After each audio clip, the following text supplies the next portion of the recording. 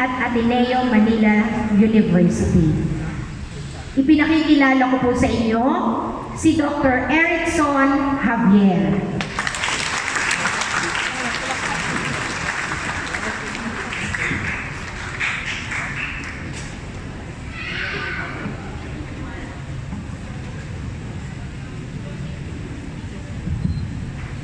Magandang gabi po sa ating lahat.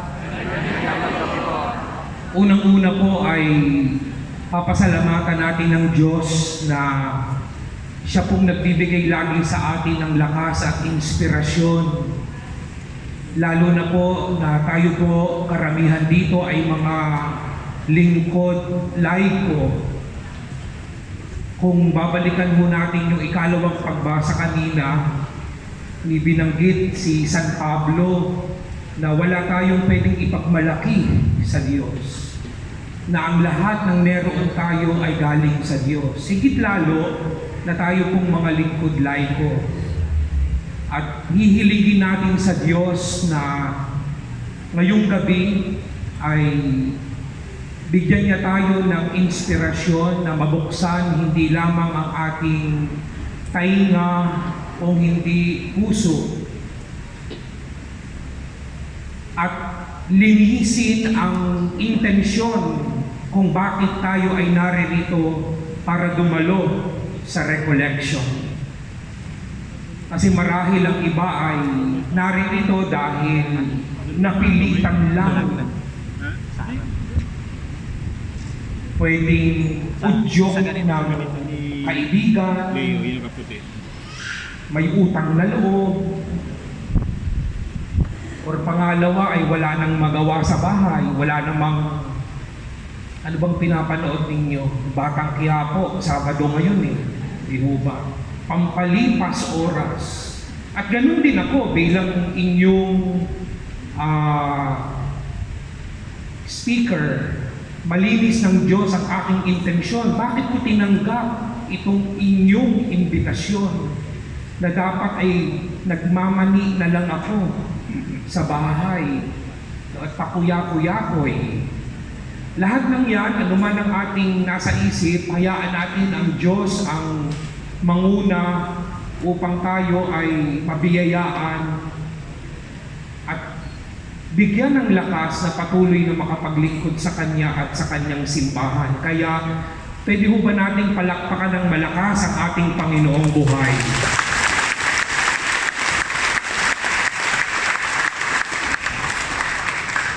Pangalawa po ay ang aking pasasalamat kay Father David. Siya po ay nabanggit na, naging classmate ko po siya sa Ateneo. Pero meron po kami mga discovery, kanina ho, habang kami ay nagme-merienda.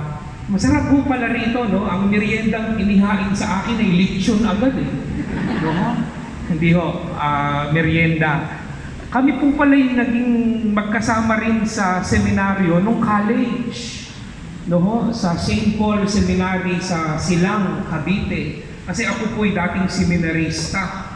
At marami po kaming mga common stories na nabahaginan. Kaya nga, sasabihin natin, small world, ika nga. Salamat kay Father David, sa mga officers ng Pastoral Council, sa inyong pong pag-imbita sa akin ngayong gabi. Ang ibinigay pong topic sa akin ay synodality and laity. At nung pinagnilayan ko, sabi ko parang malawak. Pwedeng maraming sabihin sa synodality, maraming pwedeng sabihin kapag ang topic ay mga laiko. Kaya, nag-isip ako ng tema na kung saan pwedeng magkaroon ng focus, yung synodality at laity. At dinagdagan ko ng isang konteksto. Ang context ay Lenten, Quaresma. Kaya nga ang tawag ninyo ngayong gabi, Parish Lenten Recollection. Kaya kung titingnan po ninyo yung tema, Harmony in Community, a synodal Lenten journey of spiritual renewal.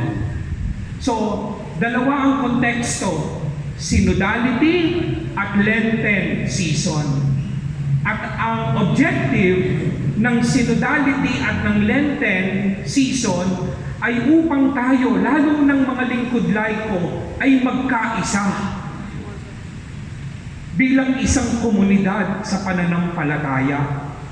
At magandang tignan na yung community dito na binabanggit ay hindi lamang community sa parokya, kung hindi yung community natin una sa loob ng pamilya. Pangalawa, yung komunidad sa ating lipunan, lalo na yung ating kapitbahayan. Kasi tayo pong mga lingkod laiko, dapat maliwanag sa atin, walang ibang ugali sa loob ng bahay at ugali sa loob ng parokya. Kasi kapag ikaw ay malungkot sa bahay at tawa ka ng tawa sa parokya, may problema ka. Pag madamot ka sa loob ng tahanan, pero bigay na bigay ka sa mga kamiyembro mo sa organisasyon sa parokya, may problema ka. Nakuha po ninyo?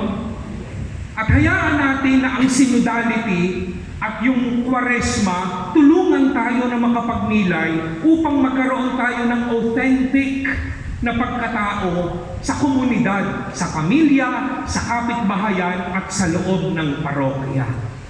Okay ho ba yun?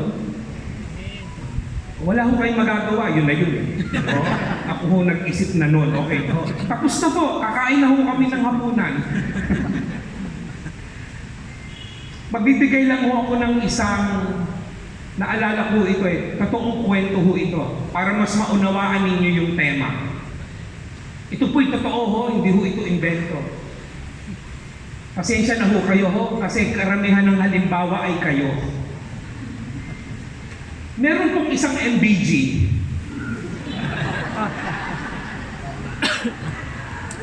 na lumapit po sa akin at ang sabi niya, Dok, ang palayaw ko pulay ping. No, yun ho ang aking palayaw, ping-ping. Wala hong kinalaman yung nasa laloma. Nilinaw ko na sa nanay ko yan. Kaya wag ho kayo mag-isip ng iba. Sabi niya, Dok Ping, meron ho akong gustong i-share sa inyo. At gusto ko po ng tulong. MBG po ito ha, MBG. Sabi ko, ano po yung sister? Kasi yung asawa ko, galit na galit sa akin. At gusto ko pong mabalidate kung yung galit ng asawa ko ay tama. Ako naman po'y tapat na naglilingkod sa aming parokya. Sabi ko, ano ba yung ikinagagalit ng inyong asawa? Nagbigay siya ng 3 dahilan sa galit ng kanyang asawa sa kanya. Unang dahilan, makinig kayo.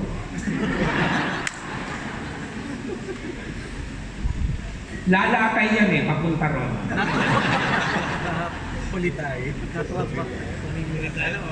Unang dahilan, sabi po ng mister ko sa akin, buti pa si Father, binibihisan mo. Di ho ba ang mga MBG? Nakaabang sa sakristi ho yan, di ho ba? At nag-aagawan pa yan, depende kung yung pare ay may itsura. Kung ang pare ay may edad na, ay ikaw na magdamit. Ako'y magpawalis. Pero kung si Father David, ako na. Lalo na pagbagong ligo yan. At pagka nagbihis ang MBG sa pare, talagang binibihisan, may singhot pa. Hindi ho ba? Baka may Father.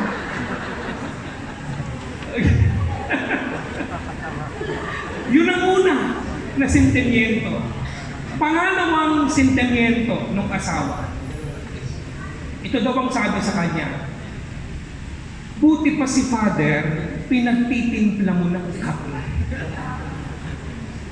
Kasi nakita daw piyesta Dahil yung parish priest ay nakaupo na, nag-aagawan yung mga MBT, sinong mag-akain, kulang na lang subuan. Diba? Kape. At sabi ko, kailan nyo ho ba huling natimpla ng kape ang inyong mister? Oo nga ho, hindi ko na ho naaalala. Okay, ano po yung pangatlo? Ito ang pangatlo.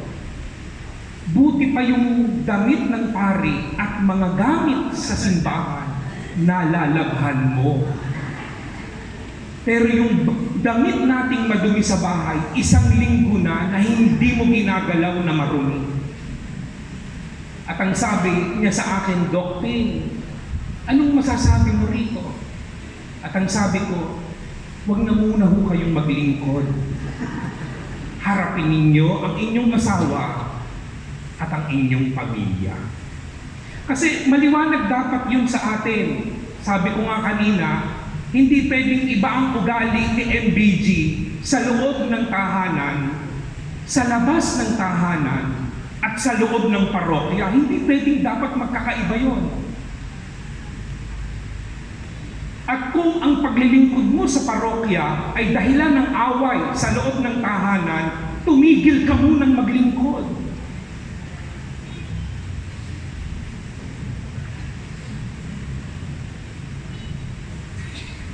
Maliwanag ho ba yun? Hindi ho ako nagagalit. Hindi ako nagagalit. Nagbibigay lang ho ako ng stress doon sa mensahe. Okay po ba? Alright, sige. Pwede na ho tayong sumemplang. Sige. Magandang bigyan na ho natin ng pansin. Yun ho ang merienda namin pansit, no, kanina. Pansin. Yung mensahe ni Pope Francis ngayong taong ito sa Kwaresma, ang sabi po niya, next slide, Lent is a season of conversion, a time of freedom. Jesus himself, as we recall each year on the first Sunday of Lent, was driven into the desert by the Spirit in order to be tempted in freedom. For 40 days, He will stand before us and with us, the incarnate Son. Unlike Pharaoh, God does not want subjects, but sons and daughters. The desert is the place where our freedom can mature in a personal decision, not to fall back into slavery. In Lent, we find new criteria of justice and a community with which we can press forward on a road not yet taken. End of quote. So, maliwanag na sinabi ng Santo Papa, ang panahon ng Kwaresma ay panahon ng pagpapanibago, pagbabalik loob sa Diyos, upang tayo ay maging malaya. At alam natin na ang panahon ng Kwaresma, kaya nga ang tawag natin ay Kwaresma, yan ay salitang Espanyol, na galing sa Latin na quadragesima, na sa Tagalog ay 40. 40, yun ang Kwaresma. At mahalaga ang Kwaresma, 40. Next slide. Yan. Dahil sa salita ng Diyos, sa Biblia, ang number 40 ay mahalaga. Maraming sipi sa Biblia na magsasabi sa atin ng kahalagahan ng number 40. Pero magbibigay lamang ako ng mga 4 na sipi because of the time. At magandang bigyan natin ng pansin. Kung ang Kwaresma, sabi ng Santo Papa, ay pagpapanibago ng sarili, pagbabalik loob sa Diyos upang makatagpo tayo ng kalayaan, then hayaan natin ang salita ng Diyos na may kinalaman sa 40, Kwaresma, na siyang magtasa sa atin. Yun ang kagandahan sa ating simbahan. Sa panahon ng Kwaresma, sa panahon ng 40, tayong lahat ay tinatasa. Parang lapis, hindi mo ba? Ang lapis, pag napurol, kailangang tasahan. Tayo, napupurol din tayo sa kasalanan na ating ginagawa. At ang panahon ng Kwaresma ang tumatasa sa ating kapurulan. At hayaan natin ang salita ng Diyos na tayo ay gabayan. Una, na halimbawa ng 40. Next slide. Pamilyar ho kayo dyan. Ito'y hango sa libro ng Genesis, chapter 6 to 9. 40 araw, umulan nung panahon ni Noah, hindi ho ba? Pero kung babasahin natin ang sipi, ang baha ay hindi agad humupa. Ang baha ay tumigil pa sa mundo ng halos 150 days. At alam natin ang kwento na ang baha ay patungkol sa paglilinis ng Diyos sa mga tao na hindi naging tapat sa Kanya. Alam natin ang kwento sa Lumang Tipan. Ito'y kwento ng Diyos ng pag-ibig ng Kanyang katapatan sa Kanyang bayan. Pero ang bayang Israel na Kanyang pinili ay hindi naging tapat sa Kanya. Kaya nga ito yung masasabi natin na parusa ng Diyos sa bayan na hindi naging tapat sa Kanya. Kaya nga, ang kwento ng pagbaha sa panahon ni Noah, next slide, is a call for renewal and conversion. Yun ang unang mensahe. Kung pinabaha ng Diyos ang mundo sa panahon ni Noah noong Genesis 6-9, upang linisin ang sanlibutan, ang hamon sa atin, ang panawagan sa atin is a call for renewal and conversion. Next slide. Sabi po ni Bishop Bacani, there are 4 levels of conversion. If the season of Lent is a call for renewal and conversion, coming from the story of Noah with the great flood, what are the 4 levels of conversion? Next slide. Ito yung una. It is the conversion of the tongue. Panibaguhin ang dila. Anong hamon sa atin para magpanibago ng dila? Bakit ba ang hilig natin na magkwento ng pagkakamali ng iba? Bakit ang hindi natin unang hanapin at ikwento ay ang kabutihan ng bawat isa? That is conversion of the tongue. Hanapin muna natin ang kabutihan ng bawat isa. Dahil lahat tayo nilalang ng Diyos na mabuti. Kung babalikan natin ang kwento ng paglikha, Genesis 1, sa 6 na araw na paglikha ng Diyos, doon sa ika-6, nung nilikha niya ang tao, nagdagdag yung nagsulat sa libro ng Genesis, and it was very good. May superlative, very good. Kasi ang huling nilikha ng Diyos ay tayong tao. Pinakamabuti tayo sa lahat ng nilikha ng Diyos. At kung babasahin natin yung Psalm chapter 8, sabi ng sumulat, tayo ang korona sa lahat ng nilikha ng Diyos dahil tayo ay nilikha niya ayon sa kanyang anyo at wangis. Genesis 1:26. Ibig sabihin, ang Diyos walang nilikhang masama. Lahat mabuti. Kasama tayo doon. Pero bakit ang hinahanap natin, kasamaan ng iba?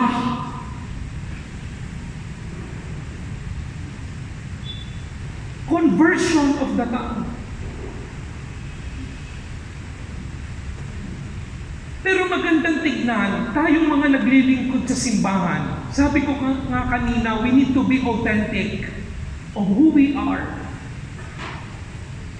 Sino po rito ang mga lektor? Ayan, gumagapang nga di ba? Kayo pong mga tagapagpahayag ng salita ng Diyos. Ito po'y totoong kwento ulit. Lektor. Talagang kabisado niya ang rubrics, ang gesture, mula sa upuan hanggang paakyat ng altar. Alam niya saan magbabaw, bago magpahayag, titingin yan sa tao. Kasi yun ang sabi eh.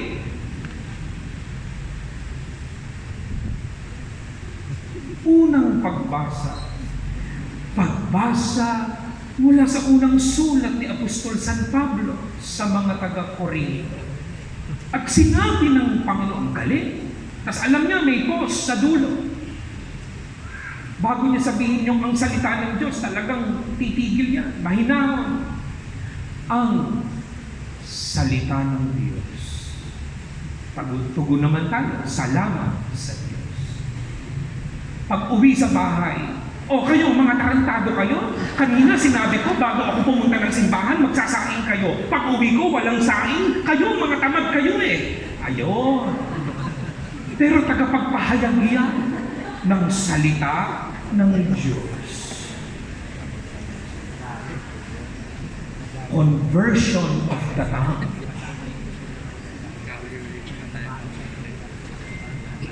Ganon din po, totoong kwento rin ito sa mga lay minister. Gumagapang, di ba? Mamaya babalik ulit yan. Talaga naman, ang mga lay minister, di ba? Katawan ni Kristo. Titingin pa yan sa mata. Katawan ni Kristo. Pag hindi sumagot, amen. Ang katawan ni Kristo.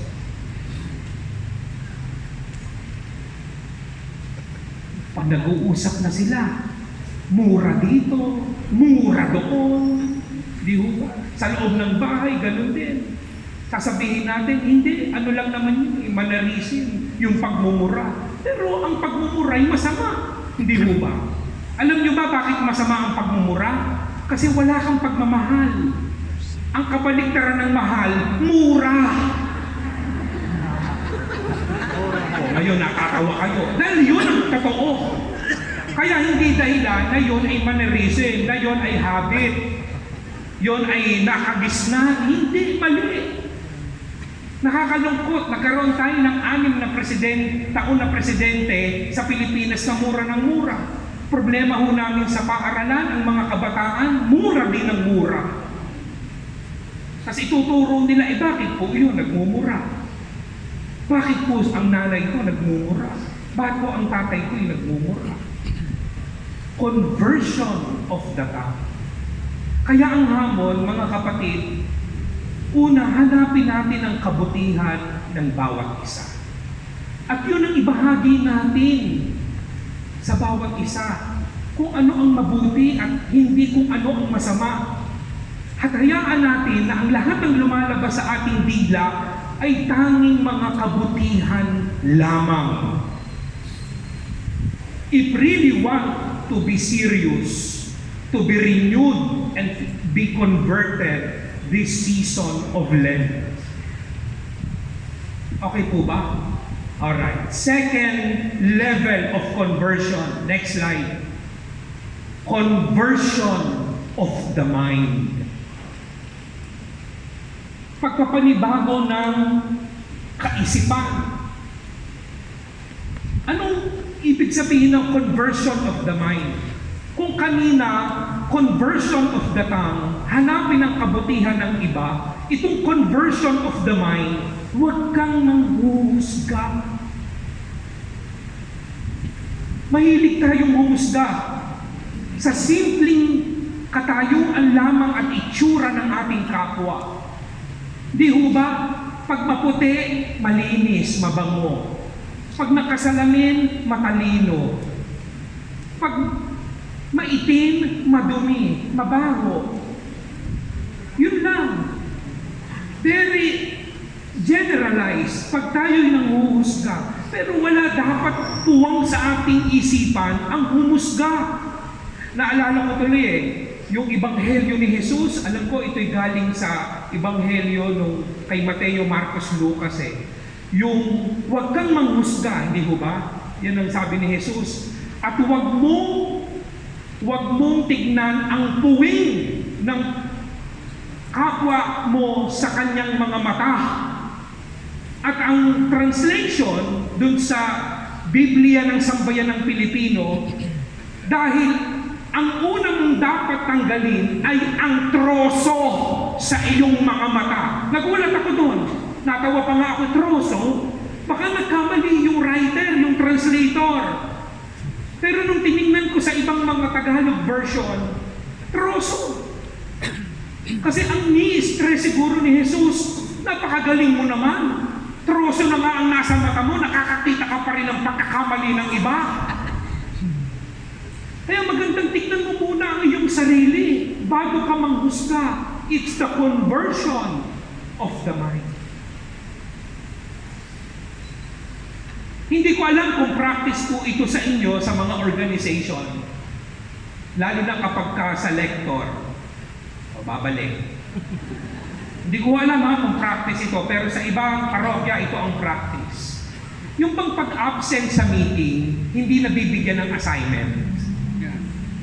Hindi ko alam kung practice nyo po yan, di ba? Kunyari, meron kayong monthly meeting.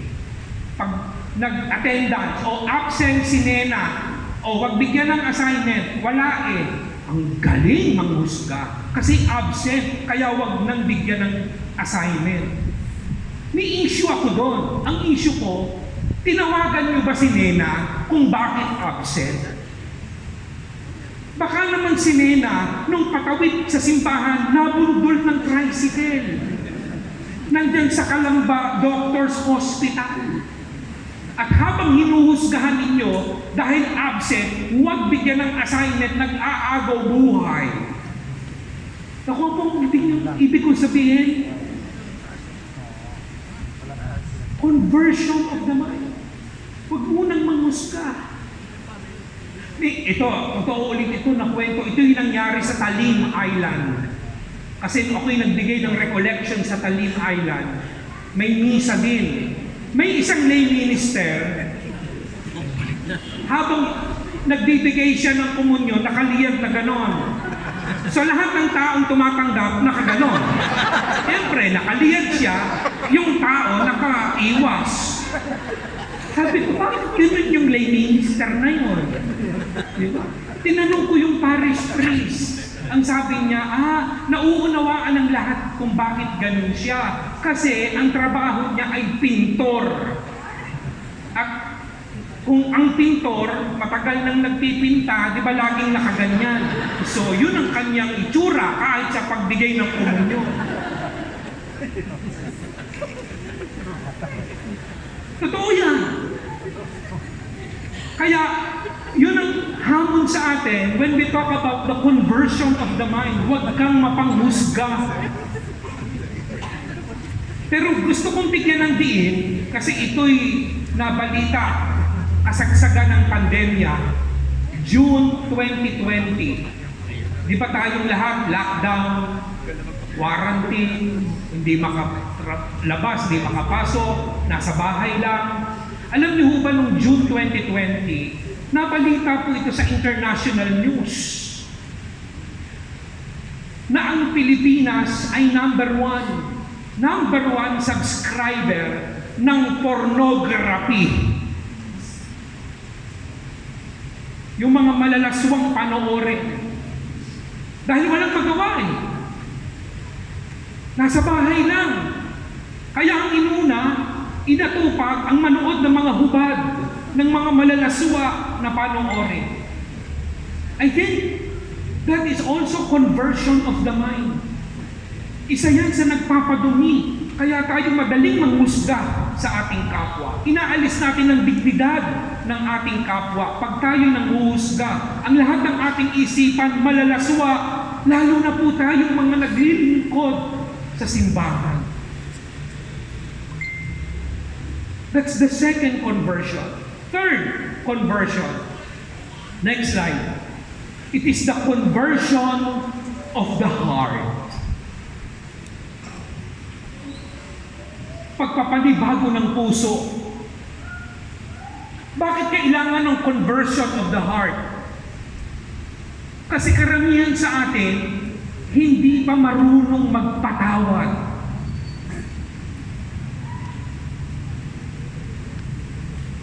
Una, kailangan meron tayong patawarin sa ating mga sarili. Kaya siguro tayo hindi makapagpatawad kasi meron pa tayong hindi nahihingi ng tawad sa ating sarili, lalo na sa mga nakaraan. Sabi nga po sa psychology, lahat daw ng galit, lahat ng poot, lahat ng masamang ugali na meron tayo ngayon, nakaugat yan nung tayo ay mga bata pa lamang. At yung mga karanasan natin nung tayo'y bata, yun ang dapat nating hilumin upang tayo'y gumaling kung ano ang diferensya natin sa ngayon. Magbibigay ako ng halimbawa. Naalala ko ito eh. Nung kami po ay nagkaroon ng unang anak, ang pangalan ng aking panganay ay Andoy. Nung siya'y lumalaki, mahilig ko siyang paluin. Pinapalo ko. Konting kibot, palo. Pag maingay, palo. Sabi nung misis ko, isang araw, gusto mo bang magkape? Saan? Starbucks. Wow! Sige, sinong maglilibre? Ako nagyaya. Libre kita. O sige. O pili ka, kahit anong gusto mong kape. Gusto mo, bumili ka pa nung, ano tawag doon? Hindi kayo pumupunta ng Starbucks?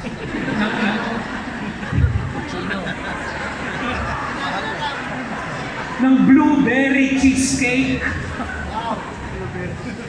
At nung kami nakaupo na, hiniwa ko yung blueberry cheesecake at nung isusubo ko na, sabi nung misis ko, alam mo, pag pinapalo mo si Andoy, ako ang nasasaktan. Binaba ko yung blueberry. At ang sabi ko, yan ba ang dahilan bakit tayo nagkape? Oo. At kinausap ko yung 6, kasi ako po'y ampon.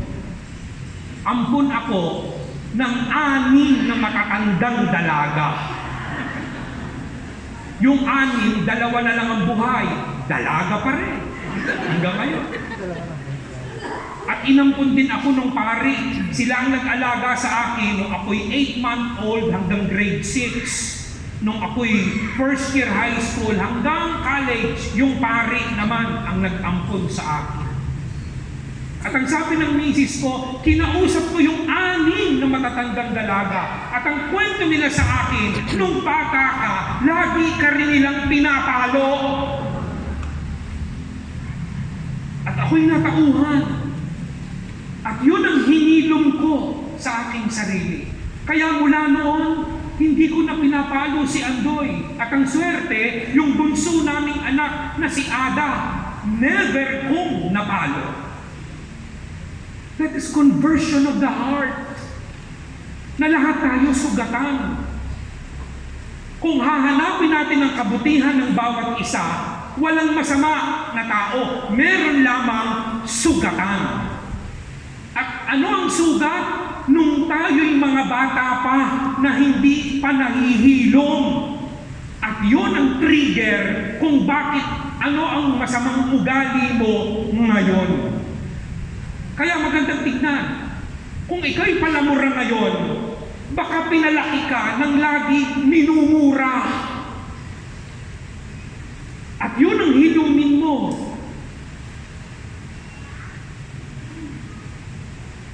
O hindi ulit ako galit. Napapaliwanag lang po. Nakuha mo po yung mensahe. It's the conversion of the heart. The last level of conversion, under the call for renewal and conversion from the great flood, Genesis 6-9. It is the conversion of and from the depths. Anong ibig sabihin nun? Kung gusto talaga nating magbago, dapat consistent. Gusto mong magkaroon ng conversion of the tongue, of the mind, and of the heart? Decide. Hindi lang dahil umating ka ng recollection ngayon, narinig mo, tapos pagkatapos, wala na, balik ka na naman sa dating ugali. Then that is not real conversion. That is the last level of conversion. Kung gusto mong magbago, consistent ka dapat. May dalawang magkaibigan, lay minister. Sabi nung isang lay minister, pare, ayoko nang uminom. Kasi pag ako'y umiinom at ako'y nalalasing, namumura ko ang pamilya ko eh. Hindi ko mapigilan ang aking bibig. Minsan nasasaktan ko asawa ko. Kaya ayoko na pare, hindi na ako ito. Ganun ba pare? O sige, tutulungan kita na makapagbago ka. At habang sila'y naglalakad, nag-uusap, sabi nung isa, pare, dadaanan natin yung paborito nating bar. Yan ang gusto mong inuman eh. Paano ba yan? Hindi ganito pare. Sabi ko sa iyo, tutulungan kita eh. Ipikit mo ang iyong mga mata para hindi mo makita yung bar na dadaanan natin. Sige pare, pikit na. Aalalayan kita. Pumikit. At pagkatapos nilang lumagpas, sabi nung lay minister, pare, dilat na. Nakalagpas ka. Sabi nung lay minister, pare, salamat sa Diyos. Nalagpasan ko ang tukso. Dahil tayo'y nagtagumpay, mag-inuman tayo.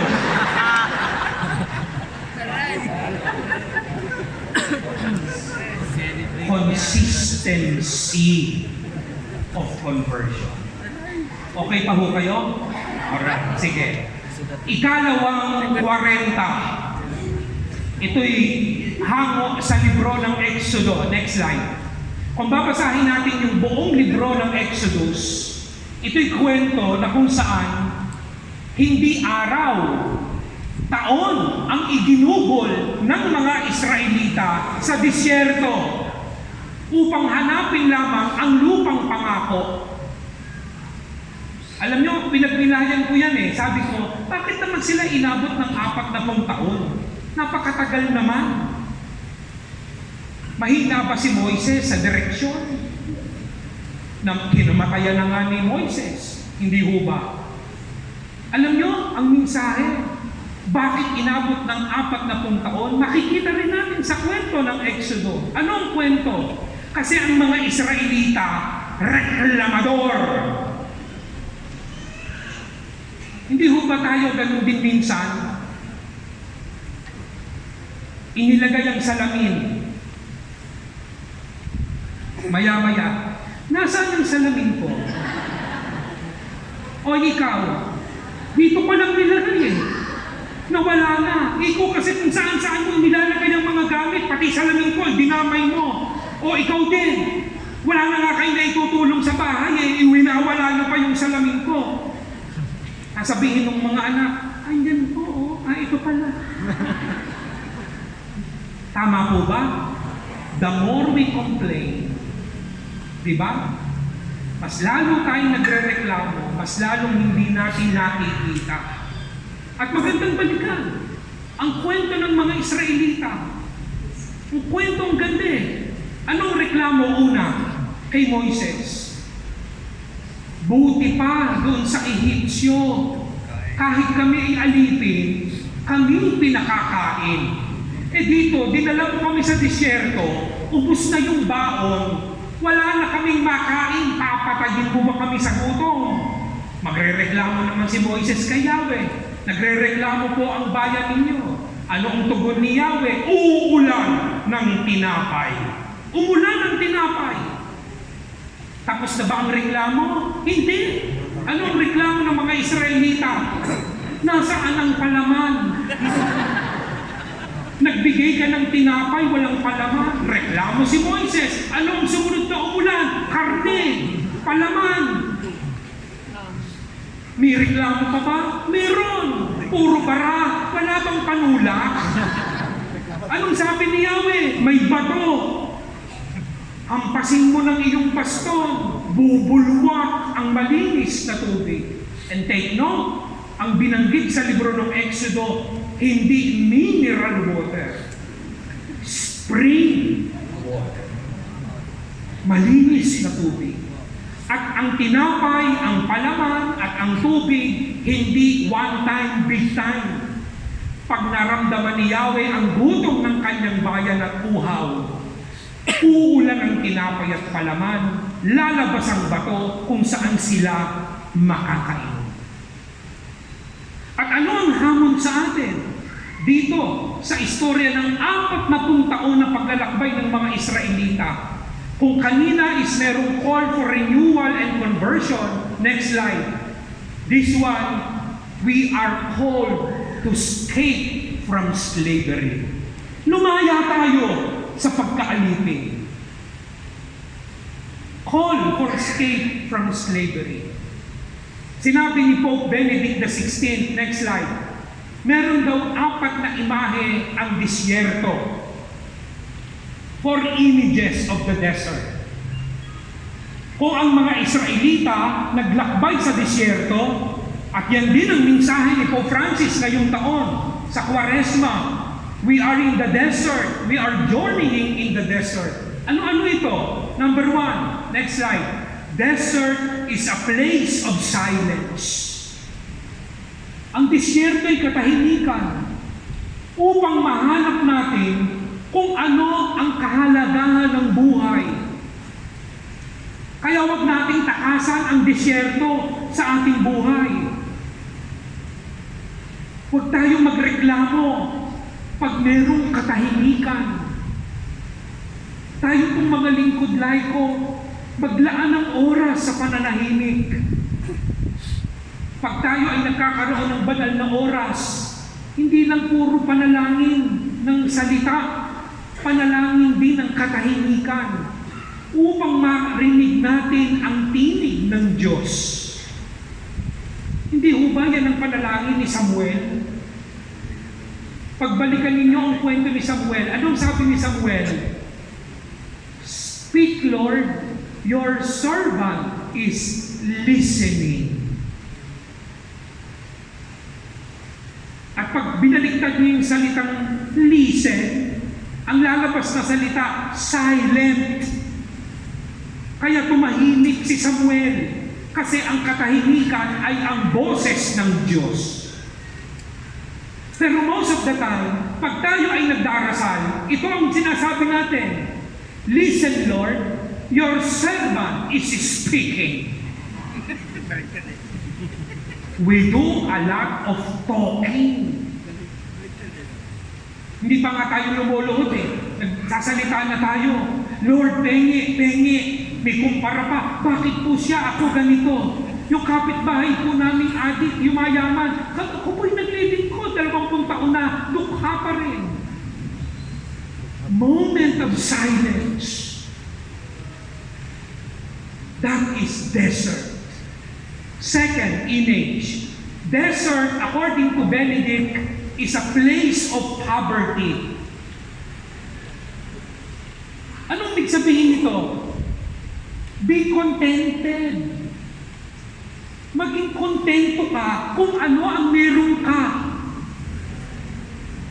Kaya hindi ka mapanalo ng Diyos sa loto.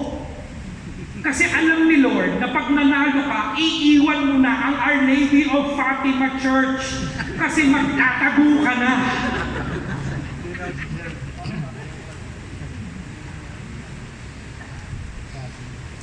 Tinitignan ko naman ho kayo, parang kumakain naman ho kayo ng 5 beses sa isang araw o higit. Hindi ho ba yun biyaya na ng Diyos? Na tayo'y dapat makontento at huwag magreklamo kung ano pa ang kulang. We should be people of blessing and not of scarcity. We should be people of plenty and not of scarcity. Ang lagi nating hanapin kung ano ang meron. Huwag nating hanapin kung ano ang wala. Kasi kapag hinahanap mo lagi ay wala, then reklamador ka. Di mo matatagpuan ang lupang pangako. And so we enjoy the desert. Kaya wag mong laging nahanapin yung kotse ni Father, nakapark ba? Umalis na naman. Ba't mo hinahanap si Father? ang hanapin mo ay si Lord. Nasaan si Lord? Nandyan lagi. Kapiling natin. Nasa tabernakulo. Naghihintay sa atin. Third image of the desert. It is a place of death. No water, no life, and there is a threat by wild beasts. Ano ibig sabihin ng a place of death? Hindi ibig sabihin yung literal na kamatayan. I'm talking with little dyings, maliliit na kamatayan. Pag alam mo na ikaw ay naglilingkod sa Diyos, alam mo na meron kang dapat patayin sa iyong sarili. Ano ang dapat mong patayin sa iyong sarili? Isa lang. Ang laging maging tunay na saksi ng Diyos sa katotohanan. Tunay na saksi sa katotohanan. At yun ang pinakamahirap na hamon sa ating mga lingkod laiko. Hindi niyo ba napapansin? Ang hirap mag-recruit ng bagong members. Pag nag-announce, nangangailangan ng bagong miyembro ang greeters and collectors. Bagong miyembro ang MBG. Bagong miyembro ang sakristan. Bagong miyembro ang iba't ibang organisasyon. Alam niyo kung bakit walang pumapatol? Kasi ang sasagot nila, yun ang kasama mo sa pamilya, hindi mo ma-recruit kami pa. Unahin mo muna yung kasama mo sa bahay na ma-recruit. Tapos ang sasabihin natin, kaya hindi ko sila ma-recruit kasi ayaw nila, kaya ako na lang ang naglilingkod para sa aking asawa na lasinggero at sabongero, sa aking mga anak na pasaway, kaya ako naglilingkod, tinitiis ko ang lahat para sa kanila. Hindi totoo yan. Kasi una, hindi ikaw ang Mesiyas. Hindi ikaw ang tagapagligtas.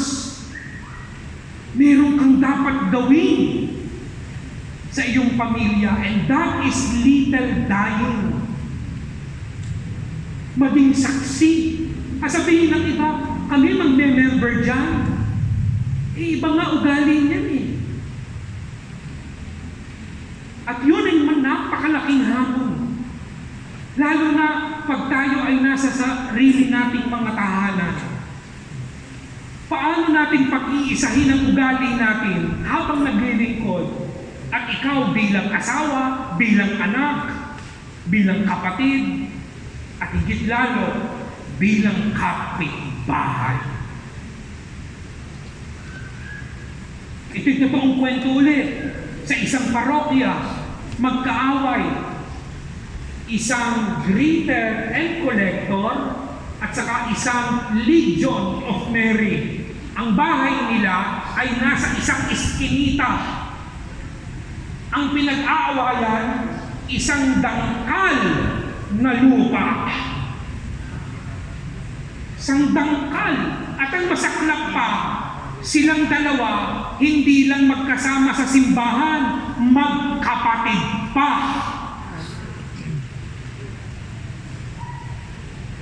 Sasabihin nyo, tagapaglingkod kami. Pero pag uwi ng bahay, puro buot, puro galit. Where is little dyings? O, titigil na ako. Next is the place of solitude. Desert is a place of solitude wherein we are faced with temptations of life. To choose sin or to choose God. Anong ibig sabihin nun? We should always persevere. Ang paglilingkod natin sa simbahan, walang hinihintay na kapalit. Amen? Meron ba ritong lektor na swelduhan? Kumukubra sa parish office? Wala. Meron ba ritong lay minister na nagkakain in time out? Wala. Attendance lang yon. Lahat tayo dito, volunteers. Volunteers. At kung tayong mga volunteers, kusang loob na tayong naglilingkod. At kung kusa tayo na naglilingkod sa simbahan, walang reklamo. And we should always embrace this image of the desert, of place of solitude. A place wherein we are faced with a lot of temptations. And so we are asked, persevere. Persevere.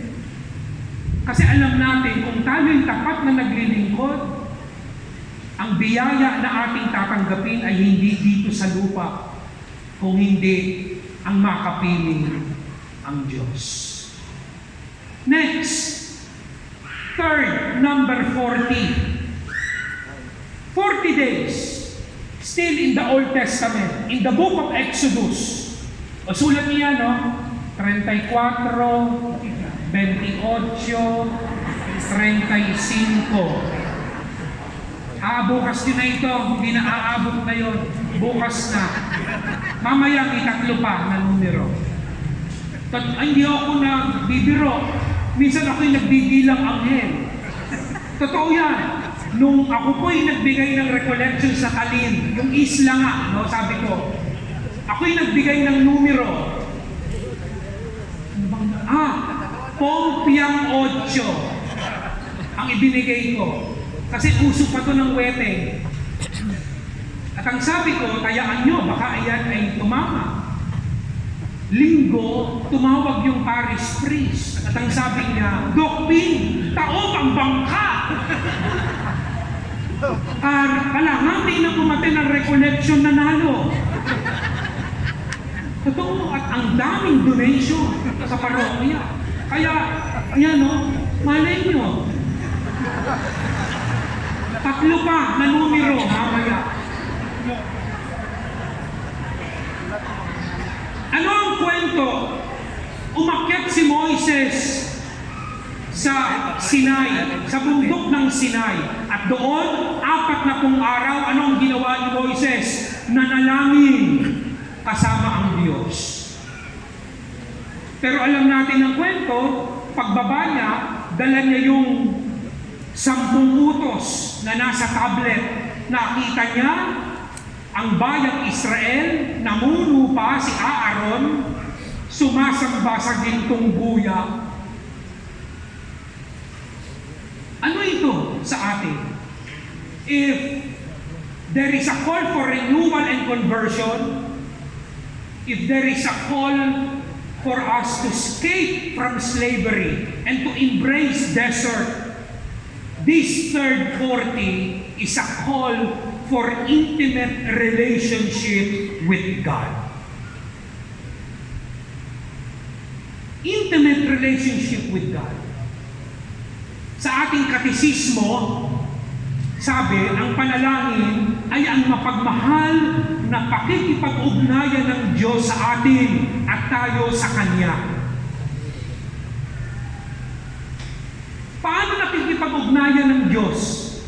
Kapag tayo nananalangin, may dalawang suhestyon na baka dito sinasagot ng Diyos ang ating panalangin. Una, sinasagot ng Diyos ang ating mga panalangin, una, sa mga tao na nakakasalamuha natin araw-araw.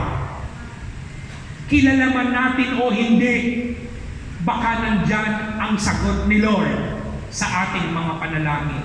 And for me, that is an intimate relationship with God. Kasi we are conscious on our experiences. Number 2, God answers our prayers not only through our experiences, but also through the people that we encounter every day. Dalawa yun, karanasan at mga tao na ating nakakasalamuha araw-araw.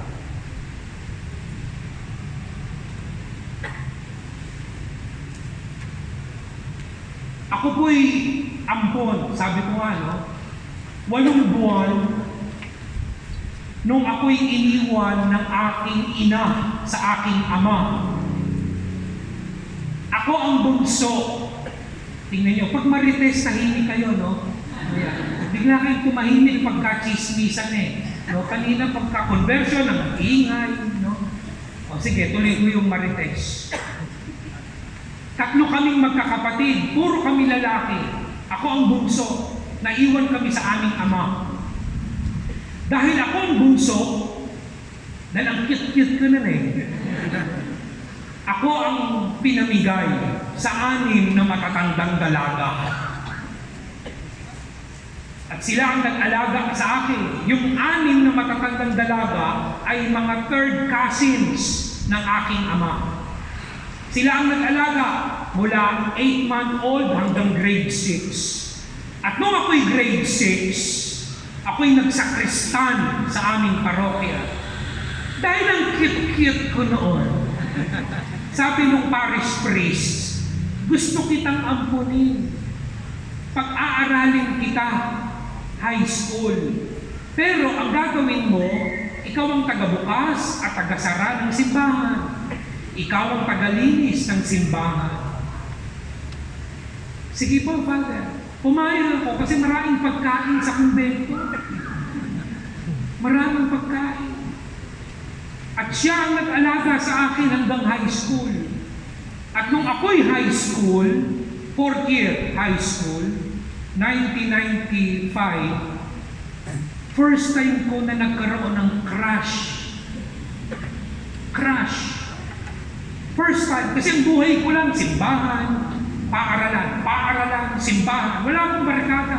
Ang barkada ko noon, mga santo. Yan, mga imahe. Ako ang tagalinis. Wala pang 4-black polisher noon, bunot pa. No? Kung saan parokya ma-assign yung pare, sama niya ako. At first time ko na nagkaroon ng crush. Sabi ko, napakaganda naman ng babaeng ito. Kasi ang ngipin niya may bakal. Sabi ko, ang ganda, may bakal ang ngipin. At iba-iba ang kulay. Sabi ko dun sa kaibigan ko, classmate ko yan kilala mo ba yung babae na yan? Sabi niya, oo. Pakilala mo naman ako, first time kong nakaramdam nito. First crush ko siya since birth. At talaga, sige, walang problema. Ako bahala. Christmas break, December kasi yun January, pagbalik namin sa school, sila na.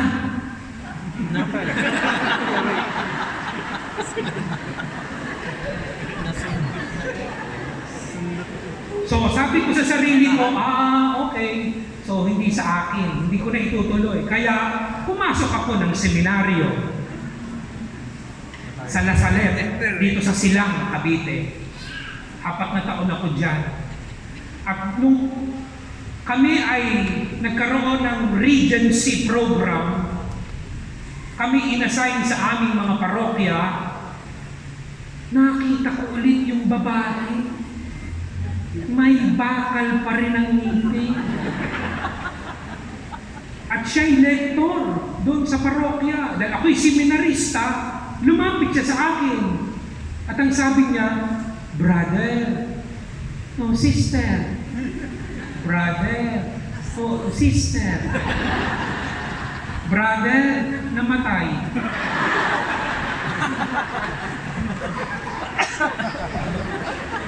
Sister, pwede ba akong mag-open sa'yo? Sabi ko, okay naman. Anong gusto mong i-open? Sila pa rin nung abnormal kong classmate. Totoo yan. At naka-4 na sharing siya sa akin. 4 na sharing. At nung ika-4, ang sabi niya, parang wala kang sinasabi sa akin. Wala ka bang advice, brother? Sabi ko, sa tingin ko, parang wala naman. Sa tingin ko, dapat lang akong makinig. Ganon. Kahit isang advice lang. Kung anong sa tingin mo sa mga kwento ko sa'yo. Ay ko, ganun ba advice? Sandali tumingin ako sa langit.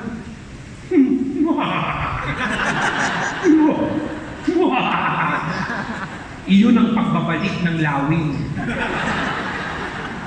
Dalang sabi ko sa kanya, sa tingin ko, baka maganda maghiwalay muna kayo. At ang sabi ng babae, hiwalay agad. Eh sabi mo, advice. Eh yan ang advice ko sa'yo. Tinutuon niya. Hiniwalayan niya yung abnormal kong classmate. At nagpaalam ako sa seminaryo. O tingnan mo, pag marites, buhay na buhay kayo. Kanina sa disyerto, nakaganon na kayo. Mga abnormal talaga kayo. At ang sabi ko dun sa aking rektor, naalala ko pa yan, hawak ko pa yung walis tambo. Good morning, Father. O Erickson, why? Go to your assignment. No, Father, I want to talk to you for a while. Oh yes, Erickson, why? Father, allow me to leave the seminary for 1 year. And why? Because I fall in love with the same girl I fell in love with 4 years ago. Sabi ng rektor, ganun ba? Okay. Ganito gawin mo. Pumanik ka sa kwarto mo, maligo ka. That's the correct word. Totoo yan. Totoo yan. Kaya pag nakikita kami nung pari na yan, nasa California na siya eh. Ang tawag ko sa kanya si Father L. Anyway, I courted the girl. Niligawan ko yung babae, may bakal pa rin ang ngipin. Sinagot niya ako after 4 months. At hindi naging madali. Kasi ako, pinalayas ako ng 6 na matatandang dalaga. Kasi feeling nila ako ang misiya sa buhay nila. Di ba? Gusto nila ako yung maging pare. Para sila'y guminhawa ang buhay. Pinalayas nila ako. Naghanap ako ng trabaho. Yan, una kong trabaho, yung Pasig Catholic College. Hanggang ngayon, 24 years na ako dyan. Nag-dorm ako. At nung sinagot ako ng babae after 4 months, naging kami for 7 years. But after 7 years, we got married. Siya ngayon ang asawa ko. My first girlfriend and my first... Kasi tungkol sa pag-ibig, nagpapalakpakan tayo.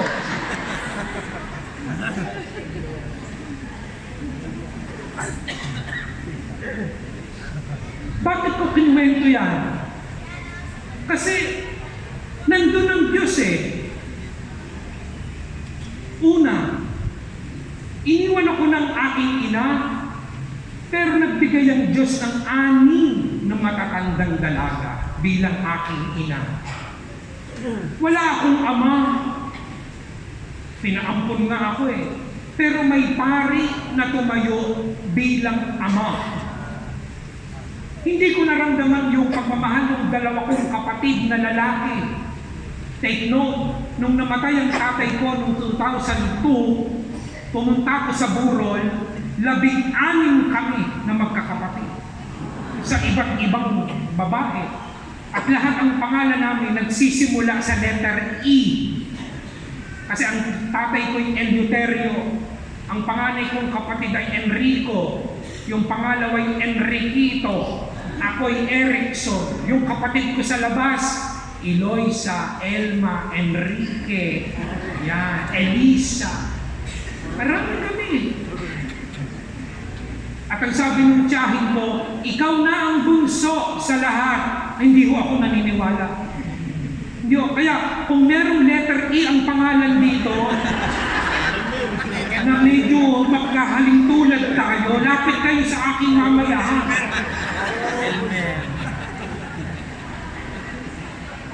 Hinayaan ako ng Diyos na makapasok sa seminaryo, 4 na taon, para maramdaman ko ang pagmamahal ng tunay na kapatid.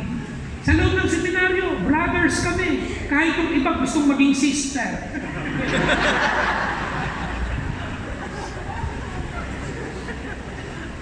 Pero hindi ako ginawang pari ng Diyos. No regrets. Kasi marami nagsasabi sa akin, sayang naman, sana pari ka, no? Yan. Ang sabi ko lang, alam niyo, kung ako'y ginawa ng pari ng Diyos, sigurado iskandalo ako ng simbahan. Kaya hindi niya ako ginawang pari. At binigyan ako ng Diyos ng pamilya. At ang mensahe sa akin ni Lord, bubuuin kita kung saan ka sira. Sira ang pamilya mo eh. Kaya bubuuin kita sa pamilya. At yun, yung konkretong sinasabi ko sa inyo kanina, if you want to have an intimate relationship with God, just like Moses in Mount Sinai, reflect on your daily experiences and the people that you encounter every day. Amen? Amen. Sabi ni Pope Francis, balikan natin sa kanyang Lenten message, I quote, "It is a time to act, and in Lent, to act also means to pause. To pause in prayer in order to receive the Word of God. To pause like the Samaritan in the presence of wounded brother or sister. Love of God and love of neighbor are one love. Not to have other gods is to pause in the presence of God beside flesh of our neighbor." So, the Holy Father is asking us to pause this season of Lent, these 40 days, to pause in prayer so that we can love more. Next slide. Sabi nga ni John, chapter 15, yan, dalawa na yan, isa na lang. Sulat nyo, 15-12. Di ba may tatlo na kayo? Sulat nyo, 15-12, isa na lang mamaya. Sabi ni Juan, "This is my commandment, that you love one another as I have loved you." Anong uri ng pagmamahal? Next slide. It is the love that is agape. Di ba sabi ni Benedict XVI, there are three kinds of love: eros, philia, and agape. Eros, love of man and woman. Philia, love for a significant other. Agape means you love everyone. It is an inclusive love. Wala kang pipiliin. Yun ang pag-ibig na agape. Walang masamang tinapay. Una, sa loob ng tahanan.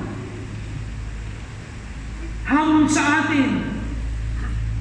Ang ating mga anak, kahit kaano kasama, mahal pa rin natin. Anak natin yun eh. Ang ating asawa, huwag yung sukuan. Wala namang perpektong asawa. Ang tao nagbabago. Dati kung ang katawan ng asawa ng babae ay sakto.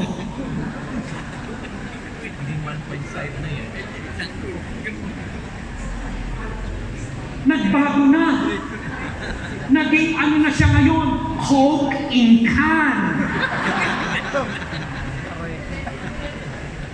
Zero pa.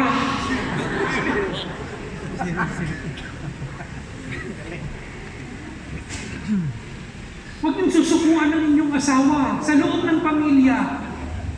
Kasi, alam nyo, tayong mga magulang, bumuhay, nagpalaki, nagpakain, nagpaaral ng anak, eventually, magpapalaya tayo ng anak. Sino ang mag-iiwan? Kayo pa rin dalawang mag-asawa.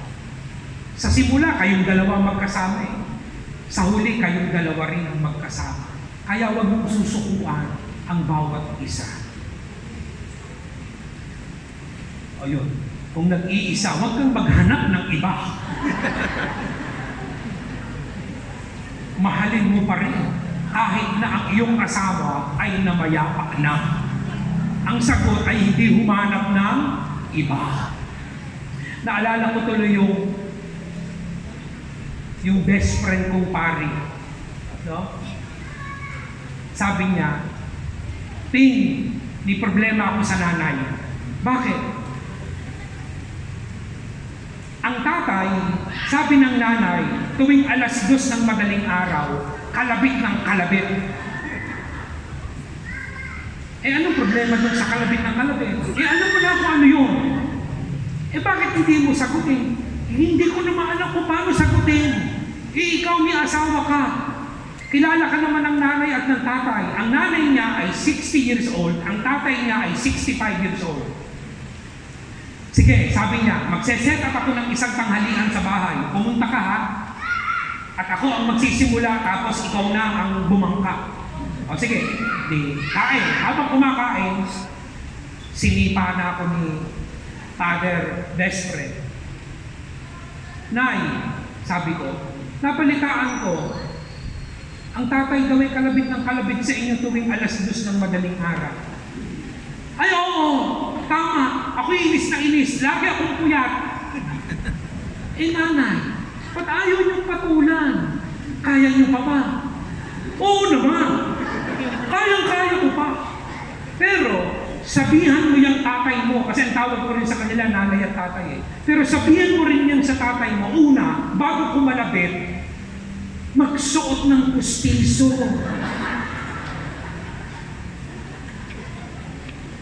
Kasi ang tatay, nilalagay sa baso na may tubig na asin, yung pustiso. Sabi ko, tatay, bago ko kumalabit, isuot mo yung pustiso.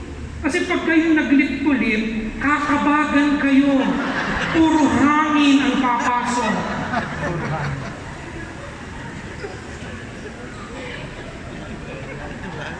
Pangalawa, sabi ng nanay, sabihan mo dyan tatay mo, bago kumalabit, magpulbos. Kasi hindi yan naliligo bago matulog. Amoy lupa. Ay ko, tay, papatulan naman kayo ng nanay. Magpulpo daw kayo kahit sa kilikili lang. Para bumango-bango. Agapi. Pag lumabas ka ng tahanan, agapi sa inyong kapitbahay. Mahirap ng mahirap yan eh. Di ho ba? Parang ang bilis naman, madali lang kung sa loob ng tahanan ang agapi. Pero ang magmahal sa labas ng tahanan, lalo na yung kapitbahay mo, kaaway mo, mamahalin ko, kaaway ko sa isang dangkal na lupa. Paano ko yan mamahalin? Yun nga, ang mamatay ng dahil sa'yo, little dies. Naglilingkod ka sa simbahan, ikaw ang magparaya. Naglilingkod ka sa Diyos, ikaw ang magpatawad. Ikaw ang unang laging magmahal. At higit lalo, ang mahalin ang mga kasama dito sa parokya. Pag-isipan niyo ho ito, bakit ba ilan sa atin na naglilingkod sa simbahan? Kaya naglilingkod para lang humanap ng kaaway.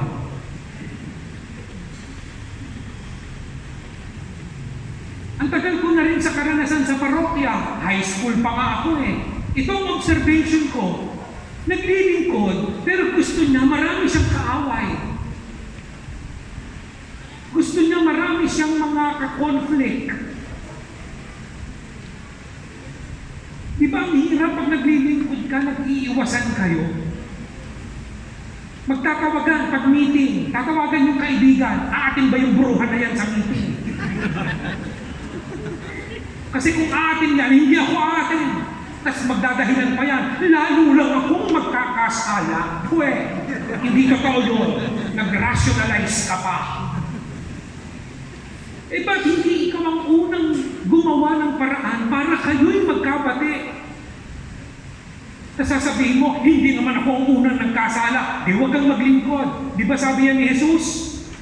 Love your enemies and pray for those who persecute you. And that is perfect love. Kahit na hindi ikaw ang nagsimula, ikaw ang magpatawad, yun ang pagpapakumbaba. That is agape.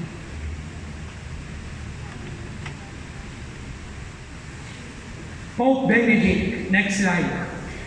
In 2000 message, sabi niya, I quote, the term agape, which appears many times in the New Testament, indicates the self-giving love of one who looks exclusively for the good of the other.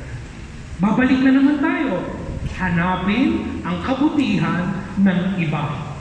Dahil pag nakita mo ang kabutihan ng iba, kaya mo siyang mahalin. Next slide.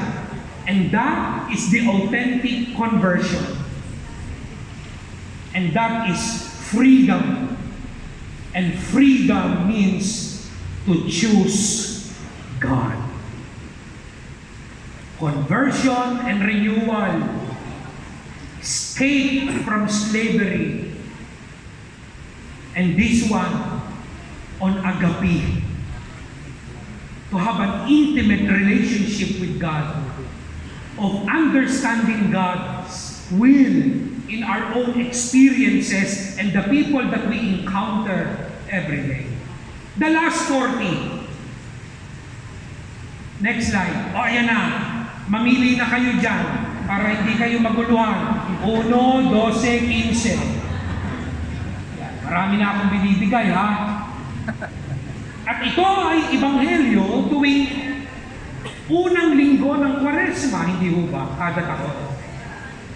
Na si Jesus ay tinukso ng diablo. At ano ito? Next slide. It is a call to resist temptation. A call, next slide, a call to resist temptation.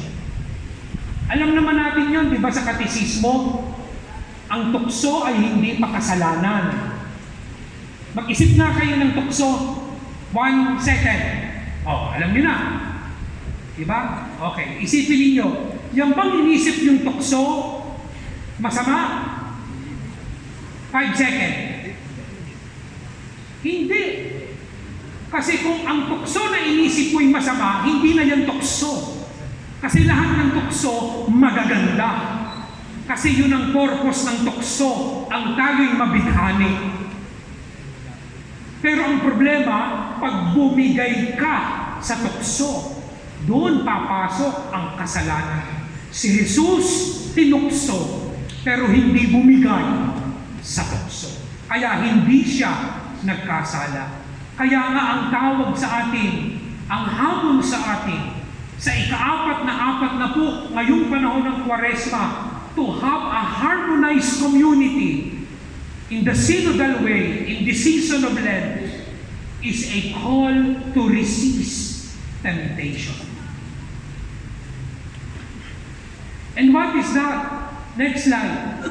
Balikan natin ang sabi ni Pope Francis in his Lenten message. I quote, "For this reason, prayer, almsgiving, and fasting are not 3 unrelated acts, but a single movement of openness and self-emptying in which we cast out the idols that weighs us down, the attachments that imprison us."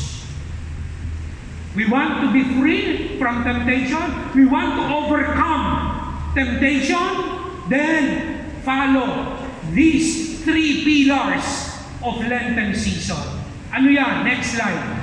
These 3 practical acts of love. Almsgiving, prayer, and fasting. Alam na alam yan. Yan ang 3 haligi ng Kwaresma. Yan ang tutulong sa atin upang ma-overcome natin ang tukso. Una, almsgiving. From Matthew 6, anong sabi ni Mateo? When you give alms, do not let your left hand know what your right hand is doing, so that your almsgiving may be secret. Next slide.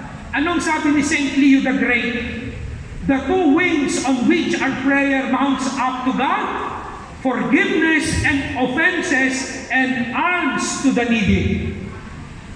Kung gusto natin ang ating panalangin umakyat sa langit, ang magpatawad at ang mag-alay kapwa.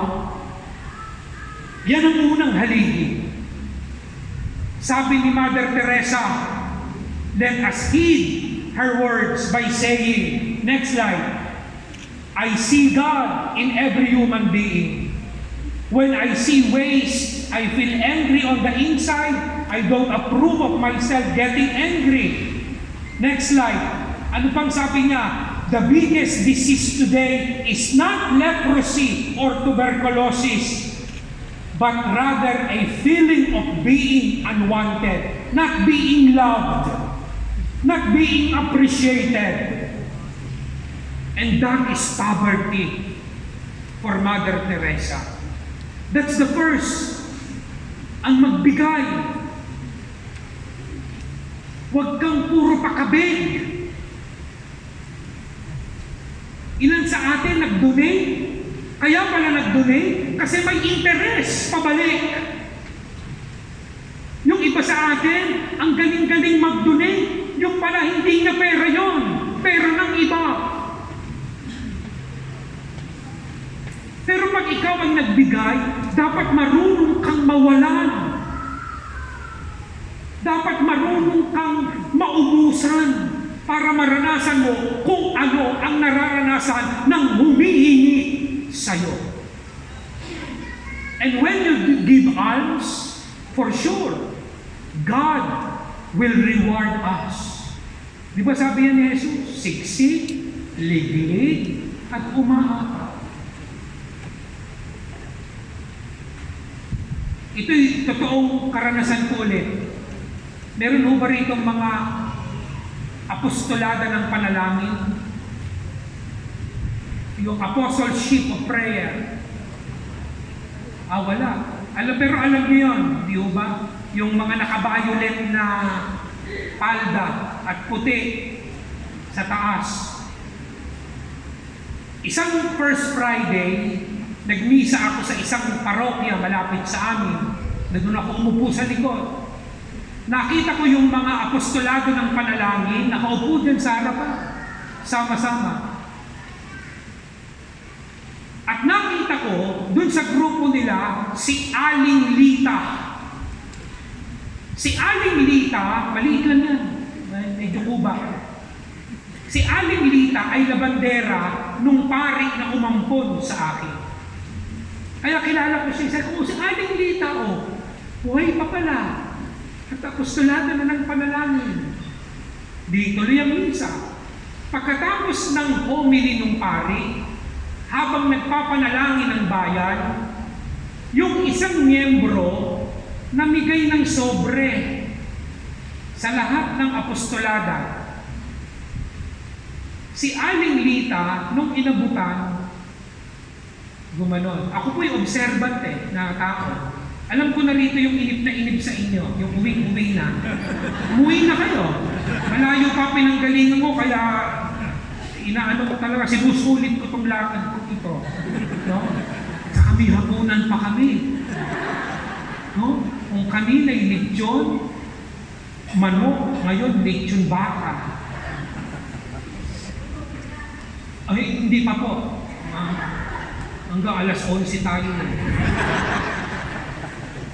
Di nag-abot, sobre, umiling si Aling Rita. Pagkatapos ng panalangin ng bayan, lahat ng apostolada ng panalangin, nagpunta doon sa likod. At naiwan si Aling Rita. Natiis nila si Aling Rita na kamiyembro nila dahil walang pera na maisuksok sa sobre, iniwan nila. At sila, na mga kunwaring mayayaman, na hindi ko alam kung anong laman, rarampa para mag-alay. At ang una kong tinanong ay ang Diyos. Sabi ko sa Panginoon, ako'y umiiyak nun nung nakita ko yun. Then awang-awa ako kay Aling Rita. Sabi ko, Lord, napaka-unfair mo. Hinayaan mo na si Aling Rita, iniwan nila. Dahil ba walang pera? Kawawa Bago magkomunyon, parang may bumulong sa akin. At alam ko sinod yun. At ang bulong, napaka-arte mo. Paiyak-iyak ka pa. Ba't wala kang ginagawa? Naku, natauhan ulit ako. Ay ko, Lord, sorry po, patawad. Ako po'y nagkasala sa inyo. Patawad po, patawad. Kailangan meron akong gawin. Pagkatapos ng misa, pumunta ko sa harapan nila. At nilakasan ko yung boses ko, Aling Lita! Di lahat sila tumingin. At kilala niya ba ako? Sabi niya, Ping, nasaan na si Father Raul? Yun yung nag-ampun sa aking kari. Nasaan na si Father Raul? Naku, Aling Lita, ang assignment niya ngayon ay nasa Quiapo, Assistant Parish Priest. Nandun po siya ngayon sa Nazareno. Sabihin mo kay Father Raul, kaya ko pa ang maglaba. Kaya ko pa. Wala akong pera eh. Kaya ko pa. Ay, Aling Lita, hindi. Huwag na kayong maglabat kay may edad na. At dumukog ako sa aking bulsa. Ito, nilakasan ko lalo. Pinarinig ko dun sa mga abnormal. Mga miyembro, Aling Lita, sa'yo ito, ha? Sa'yo ito. Huwag mong ibibigay kahit kanino, ha? At panata ko, bibigyan kita lagi. Panata ko yan ngayon. Inaabutan ko si Aling Lita. Paglabas ko ng simbahan, nag-message sa cellphone, yung aking spiritual director, si Father Sid Marinay. At ang sabi ni Father Sid, Ping, sa kanyang text message, pumunta ka sa parokya sa linggo, hanapin mo si Sally, may iaabot siya sa'yo. Sige po, Father, thank you. Ala ko trabaho. Pagdating sa parokya, doon sa Makati, sa St. Alfonso's, doon sa may Magallanes, Ate Sally, ay, Brother Ping, ito, kanina pa, ay, yung biyernes pa binigay ni Father Sid. O, sa'yo daw yan, ano daw to? Ay, hindi ko alam, hindi ko binubuksan. O, sige, punta ko ng Adoration Chapel. Excited ako eh. Sa loob ko binuksan, pagbukas ko, 5,000. At ang nakalagay, Dear Ping, thank you for serving the church. Please receive a small token, and that is for you. Love, Father Sid. At umiyak na naman ako. At ang sabi ko, Lord, napakalaki namang bawi nito. 50 pesos lang ang bigay ko kay Aling Lita.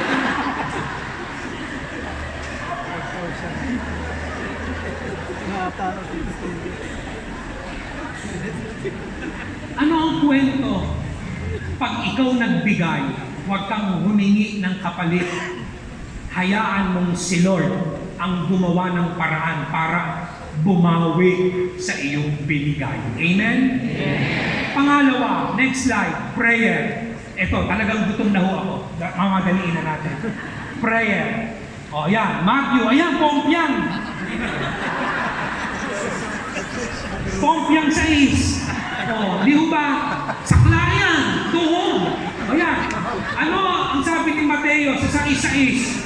Pray to your Father in secret, and your Father who sees in secret will repay you. Next slide. Anong sabi ni San Agustin? By almsgiving and fasting, we add wings of fervor to our prayers so that they move easily up and reach God. Next slide.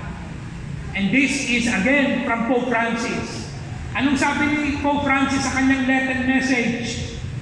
He requests us that these coming months, we need to pray. To pray for what? To pray for the coming Jubilee year. Alam natin na sa 2025, merong great Jubilee na mangyayari sa simbahan.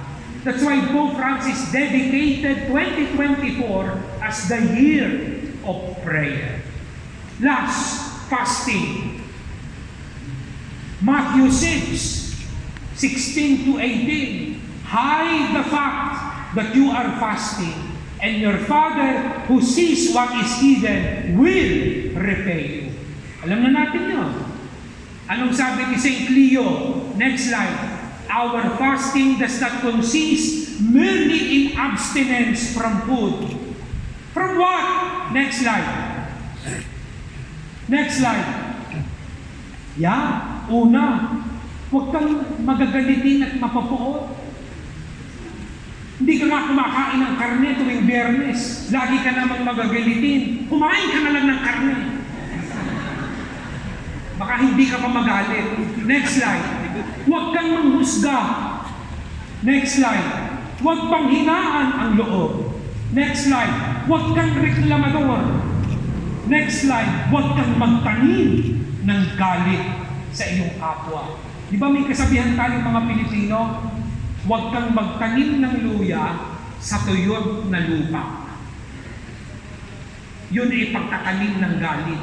Dahil ang luya, wala na nga, ituyot na nga eh. Itatanim mo pa sa tuyot. Yun ang galit.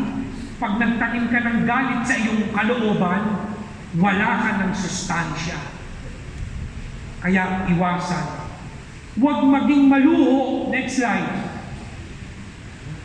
And so, last, Pope Francis said, to us, he says, whenever you fast, do not look dismal like the hypocrite, for they disfigure their faces so as to show others that they are fasting. Instead, let others see joyful faces, catch the scent of freedom, and experience the love that make all things new, beginning with the smallest and those nearest to us.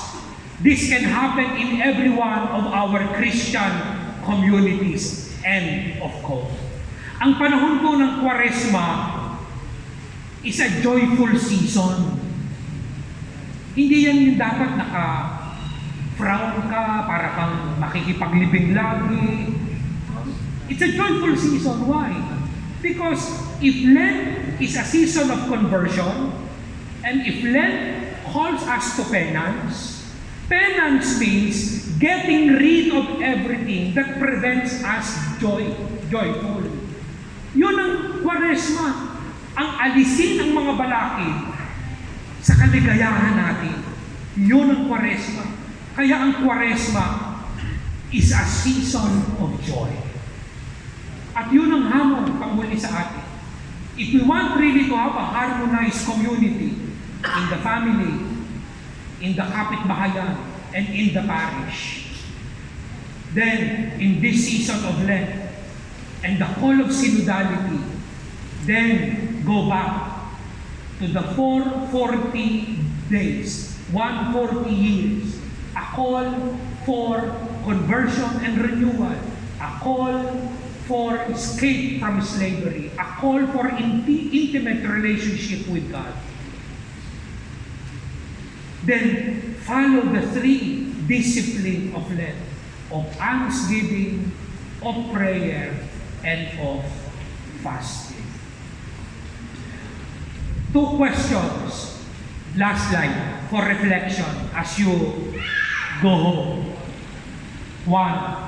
What discipline of Lent am I challenged to practice? 2, what concrete action am I called to do, not only during this Lenten season, but always so as to be an authentic disciple of Christ? May isang lalaki naglalakad yan sa, ano ba tawag niyo yan? Anong street iyan? Lawa Street. Ang pangalan ng naglalakad ay si David. At habang naglalakad si David, siya ay naiputan ng ibon sa mata. Alam niyo ipon? At nung naiputan si David, tumigil siya. Malagkit. Pababa yung ipon. Nung malapit sa ilong, naamoy, mabantot ang ipon ng ibon. At biglang sumigaw si David. At ang sabi niya, Lord, maraming salamat. Walang pakpak ang mga baka.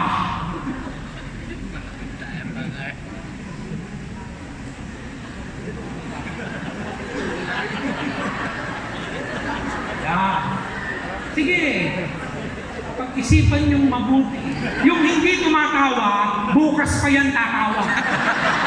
Pagkagising niya, yun pala yung kwento. No?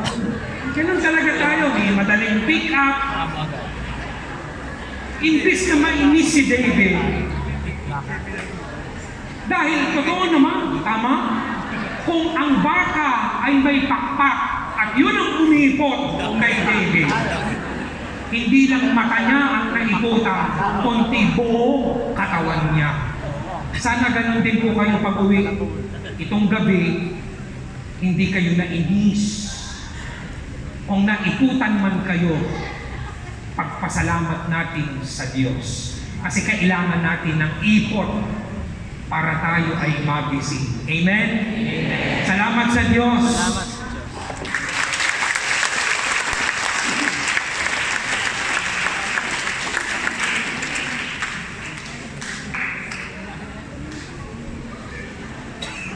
Ubus na yata ang battery, Doc. Okay po, palakpakan po natin muli si Dr. Erickson Javier. Mula po sa ating isang lay, for the first time ay nanguna sa ating recollection ang isang lay. Ano po? So on behalf of our parish priest, Reverend Father David Ores Jr. at ang kanyang katuwang na pari, nakita ko kanina dyan, si Father Enal Atienza. Maraming salamat po, Dr. Erickson Javier, for taking your time to be with us today. Galing pa po siyang Pasig, pero maaga siyang dumating kanina. Palakpakan po natin muli si Dr. Erickson Javier. At maraming salamat po, kitang-kita natin ang participation ng iba't ibang organizations and ministries para sa ating Lenten Recollection. Do not forget, kung hindi pa kayo nakakapag-sign, mag-sign po kayo bago umuwi kasi i-review ni Father ang ating attendance para sa ating Lenten Recollection. No? Talagang we are in all colors.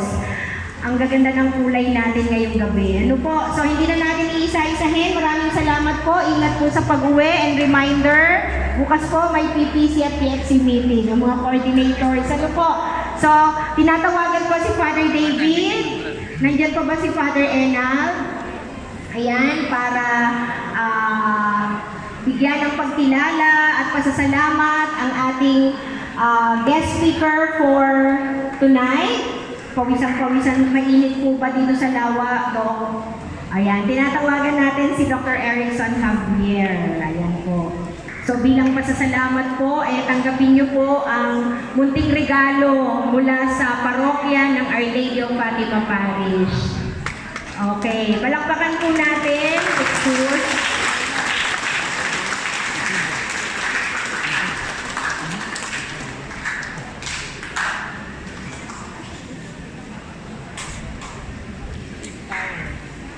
Parang ayaw pa nating umalis. Dok, ayaw pa nilang umalis. Ganyan po kababait ang aming mga parokyano. Okay po. So muli po, maraming salamat at ingat po sa ating pag-uwi. Siguro